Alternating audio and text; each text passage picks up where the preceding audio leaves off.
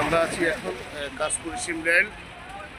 এখানে রেলের যে ইটা লাইনটা ওইটা এখান থেকে ফেটে গেছে, ফেটে সড়কের মাঝে এখন তেল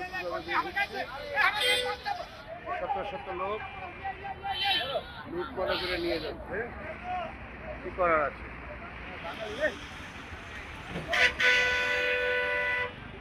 সবাই নেওয়ার পালা। এটাকে মেরামত করার জন্য একটা মানুষ পাশে দেখি না, লুট মনে করে দিয়ে যাচ্ছে। একটা লোক দেখি না যে এটাকে কিভাবে বন্ধ করা যায়। মানবতার এ হচ্ছে আমার দেশ, সেখানে কোনো মানবতা নেই।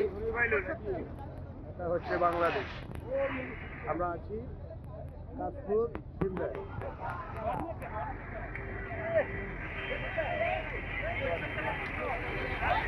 হচ্ছে সড়ক,